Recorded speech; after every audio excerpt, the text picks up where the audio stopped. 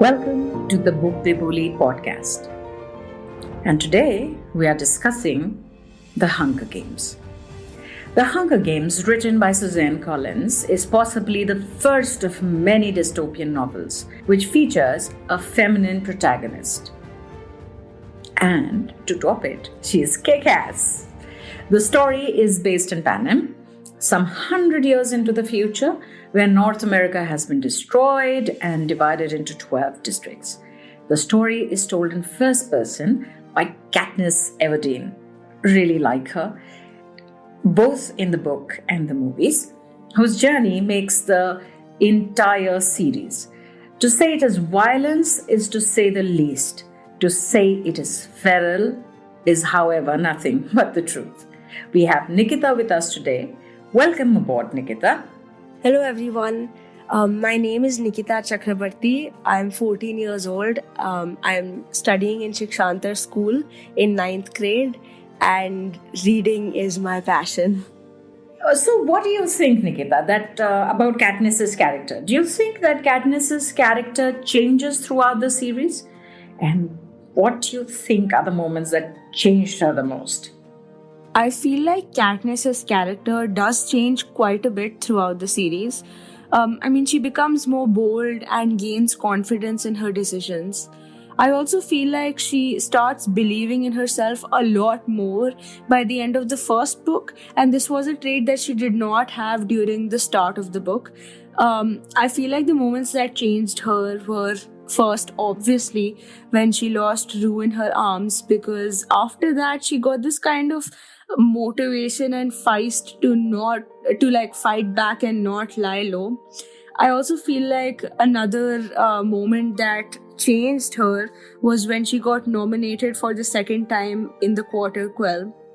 At that time, after not handling it well for the first day or two, I think she just realized that she had to make the best out of the situation because nothing could be done of that. That's so right. We are all victims of our own circumstances. And what do you think of Panem as an arena itself and the districts? I believe, they were larger than life when I was reading, and they seemed larger than life in the movies as well. Panem as an arena literally comes in my wildest of dreams because it's such a scary dystopia that it intimidates me a lot. To be really honest, it was after I read Hunger Games that I truly became aware and conscious of problems like capitalism and violation of civil rights, and most importantly, the importance of your own freedom. When we talk about the districts, some of the districts like 1, 2 and 3 were very well off, but the rest of the districts like 10, 11 and 12 were just in a horrible state.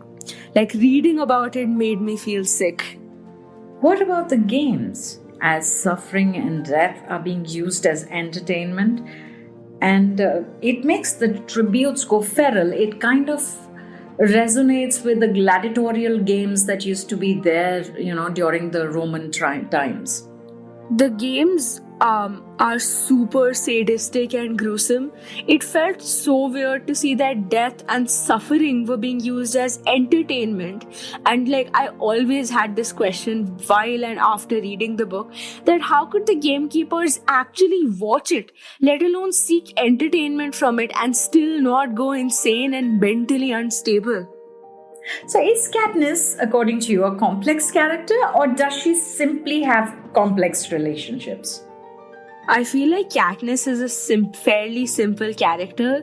There are many people in my friend circle that resemble her a lot, and no, they are not complex people. But what makes her life complex and her relation complex are her relationships, particularly the love triangle between Peeta, Gale and Katniss. Okay, this is my favorite question. What do you think of the love triangle between Peeta, Katniss and Gale? This love triangle is by far the most iconic and complex of all love triangles I've read about so far. Yes, Peter and Katniss go great together, but I'm still Team Gale because before the games, their companionship and story just seemed perfect for each other.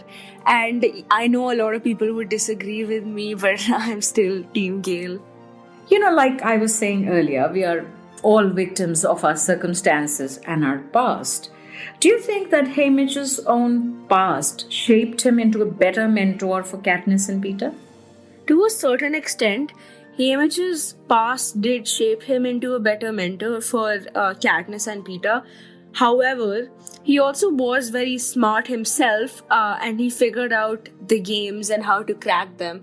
So I feel like it wasn't entirely his past that shaped him into like a good mentor. While these books are very, very thought provoking, but there are certain moments which make them stand out. So, which moments of the book stayed with you? Wow. There are like so many moments that are still staying with me till this very moment that it's funny. Like I was really moved when Katniss took Prim's place in the games. Then that moment also stays with me when Peter admitted his love for Katniss. That was really cute. Also, when both of them decided to eat Nightlock together when they realized that the rules had changed, it still stays on with me. I remember when Katniss and Gale had kissed. That was amazing. When Cinna had designed the wedding dress in a way that it depicted rebellion being turned into a Mockingjay outfit. And then when he died, I like literally cried. When Prim died, when Finnick died, I cried a lot again. And there are so many moments. Do you think Snow is a good villain? And if you've read the prequel, which I incidentally did, how did your perception change upon reading it? Snow was seriously everything that a good villain should be. He was evil, he was sadistic, he was morbid, smart, cunning, sly, he was a cheater. I feel like there couldn't have been a better villain than him. So, Nikita, what is the path to choosing a book like? There is no straight path to finding the book. A path which follows the reading trajectory of the reader and is appropriate for the age. What do you think of Bookbibuli as a platform? Bookbibuli will ensure the habit is not pause and play, but pure play. Thank you, Nikita. It was a pleasure having you on the show. Hunger Games talks about the divide between rich and poor, talks of oppressive governments, talks of pain, misery, and gladiatorial murder of children by children, which serves as entertainment. How Katniss survives the first and subsequent Hunger Games, flouts the authority of the capital, and even goes on to lead a revolution against them, makes up for the rest of the story. Another notable point is the importance of appearances. How people will treat you depends on how people will perceive you. It is brought about in so many ways in Hunger Games, and each time by design. Whether it is Cinna's hand on the embroidery of Katniss's dresses or Hamish's mind on a story, they create a story. A story of a beautiful girl, a story of star-crossed lovers, the story of a girl who gave herself up for her sister. And Katniss continues it. A story of a girl who saved a little girl, a story of a marriage, a story of love and hope, when there is nothing but dust, death, hate, and blood. And we are suckers for such stories, aren't we? We would recommend this book to teens and young adults. What is exceptional is the message of hope that Katniss gives. To make myself happy, I remember every act of kindness I've seen a person do. It is tiring, a tedious game, but there are far worse games to play. And that's what Katniss has to say. On that note, I shall leave you to read Hunger Games. Until next week, happy reading!